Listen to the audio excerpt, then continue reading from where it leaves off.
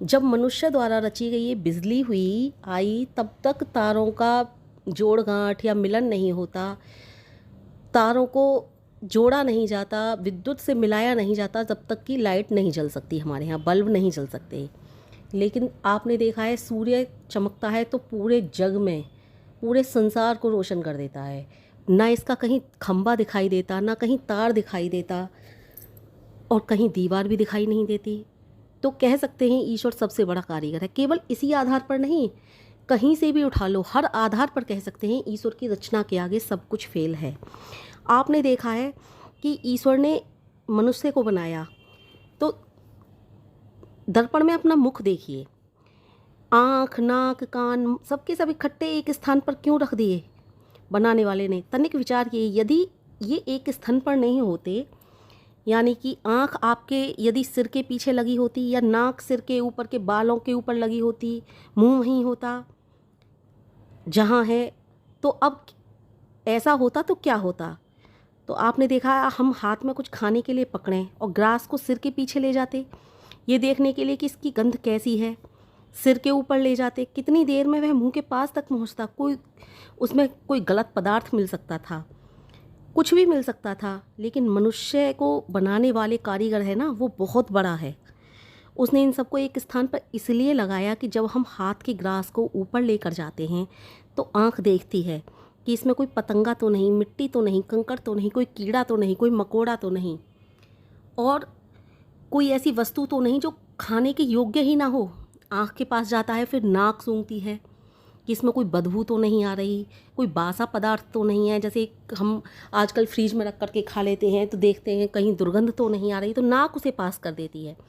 तब ग्रास मुख में जाता है, मुख में जाने के बाद दांतों से उसे चबाते हैं, हम दांतों से एक एक करके चबाते हैं। पता है चबाना भी क्यों दिया है भगवान ने? या तो सीधा निगल करके भी खा सकते थे, चबाना इसलिए दिया है, देखिए कंकड़ तो नहीं, कोई पत्थर तो नहीं जो हमारे पेट के अंदर जाके हमें नुकसान कर दें। और जब ये चबा करके जब हम खाना खाते हैं तो हमारी लार भी उसमें मिलती है खाने में, और लार मिलती है तो वो हमारे जो शरीर के लिए बहुत स्वस्थ और स्वादिष्ट भोजन तो बनाती ही है, साथ में वो भोजन की जो पौष्टिकता होती है उसे कई गुना बढ़ा देती है। तो एक एक अवयव, एक एक पदार्थ जब हम खाते हैं तो हमारे शरीर में बहुत अच्छे से लगता है। हम यही देखते हैं कि जिह्वा के पास जाते हैं, अच्छा जिह्वा को भी देखिए, जिह्वा स्वाद देखती है, पदार्थ दूषित तो नहीं हो गया, पुराना तो नहीं, सड़ा तो नहीं, गला तो नहीं, ये सब आंखें देखती हैं। ये देखिए कितना भगवान की कितनी बड़ी कार्य है। केवल इसी रचना को मत देखिए आप, केवल यही रचना नहीं, साधारण सी बात है किंतु सोचने पर कितनी बड़ी मालूम होती है कि आप केवल यही रचना मत देखिए, संसार की प्रत्येक रचना को देखिए। भगवान ने समय पर वर्षा की, गर्मी समय पर की, समय पर सर्दी की समय पर जब कोई भी फसल आती है तो वो उस तरह की फसल आती है जो सर्दी में हमें लाभदायक देती है। गर्मी में जो फसल आती है वो ऐसी फसल होती है जो हमें लाभ देती है, और बरसात के मौसम में जो भी फसल आती है वह भी हमें लाभ देती है। तो भगवान का जो ये सारा का सारा सिस्टम है बड़ा ही तगड़ा है, उनसे बड़ा कारीगर कोई नहीं। इस तरह से हम देख सकते हैं। अच्छा, ये तो मनुष्य की बात रही, आप पशुओं में भी देख सकते हैं। पशुओं के भी, जहाँ एक पशु की आँख होती है वहीं पर सभी पशुओं की आँख होती है। ऐसा तो नहीं कि बैल के एक जगह आँख है तो दूसरे वाले बैल के पीठ के पीछे लगा दी, या जहाँ पर भी जीवा होती है वहीं पर जीवा होती है। मनुष्य में भी यही है कि ये तो नहीं कि एक मनुष्य के यहाँ पर ये वाला अंग है तो दूसरे मनुष्य के कहीं और हो।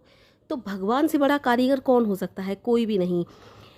मनुष्य ने जितनी भी आविष्कार किए हैं, जितनी भी प्रकार की चीज़ें का निर्माण किया है, सब कुछ अच्छा किया है, लेकिन भगवान से ऊपर कोई भी नहीं हो सकता। भगवान ने जब शरीर बनाया तो एक कथा आती है कि ईश्वर के बनाए हुए सारे शरीर जब बनाए गए तो ऋषियों ने देखा, योगियों ने देखा, उनकी आत्माएं आई, उन्होंने सब ने देखा कि किस तरह के शरीर बनाए हैं भगवान ने। सभी तरह के शरीरों को देखा, घोड़े का, बैल का, दूसरे पक्षियों का, अंत में मानव के शरीर का भी निरीक्षण किया। वो बोले यही शरीर सबसे सुंदर है, यही शरीर सबसे उत्तम है, इसलिए इस शरीर को ऋषि भूमि भी बोला गया। इस तरह से मनुष्य के शरीर को ऋषि भूमि बना दिया ईश्वर ने।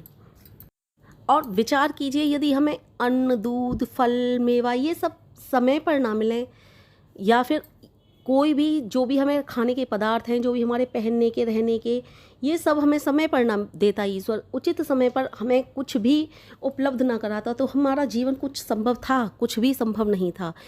मनुष्य ने, अब ये तो जैसे कहते हैं कि समय पर ही वर्षा होती है, लेकिन आजकल समय पर वर्षा नहीं होकर के टाइम बे टाइम होती है, वो मनुष्य की गलतियों के कारण होती है। भगवान ने तो समय पर ही वर्षा करना सिखाया था प्रकृति को, समय पर ही गर्मी सर्दी वर्षा सब कुछ होता था, लेकिन मनुष्य ने सारे के सारे वन नष्ट किए, अपने स्वार्थ के वशीभूत मनुष्य ने इस प्रकृति का भी नाश कर दिया। तो अब भगवान कहते हैं, जब मनुष्य तू ही खुद इस तरह से मेरी बनाई हुई रचना को नष्ट कर रहा है तो मैं तेरा कब तक साथ दूँ। इसलिए भगवान से बड़ा कारीगर इस संसार में कोई नहीं है, चाहे मानव कितने भी आविष्कार कर ले, पर ईश्वर से ऊपर कभी नहीं हो।